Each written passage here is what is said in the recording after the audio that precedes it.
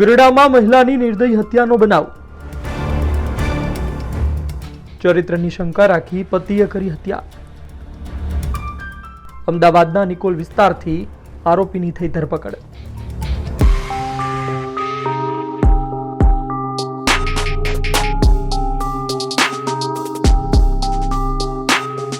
सात डिसेम्बરના રોજ સામાકાંઠા વિસ્તારમાં 4 રસ્તા નજીક ભીમજીભાઈ માણિયાની વાડીમાં રૂમમાંથી ચંપાબેન વસાવાનો મૃતદેહ મળી આવ્યો હતો।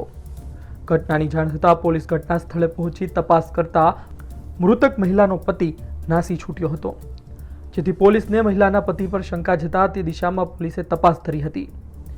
પોલીસે તપાસ આગળ ધપાવતા પતિ સતીશની ધરપકડ થઈ છે।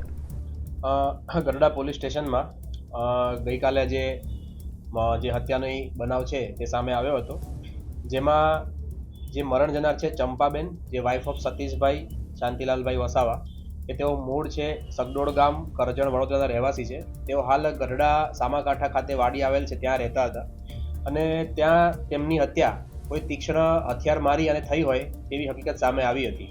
આથી આ બાબતે વાડી માલિક દ્વારા ફરિયાદ આપવામાં આવી હતી અને જે દરમિયાન જે શકદાર છે સતીશભાઈ શાંતિલાલભાઈ વસાવા, કે તેમની સાથે આ ચંપાબેન રહેતા હતા, તેમને હાલમાં ડિટેન કરવામાં આવ્યા છે અને તેની પૂછપરછ દરમિયાન પ્રાથમિક દ્રષ્ટિએ ચારિત્ર બાબતની શંકા હોય તેવી હકીકત જણાઈ છે। આથી આ બાબતે ગરડા પીઆઈ છે તેમણે તપાસ સંભાળી અને આગળની કાર્યવાહી છે તે શરૂ કરી છે।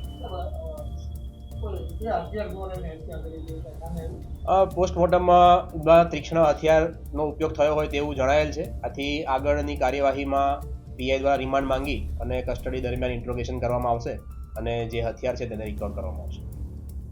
પૂછપરછમાં આરોપીએ કબૂલાત કરી છે કે ચરિત્રની શંકાના કારણે પોતાની પત્ની પર તૂટી પડ્યો હતો।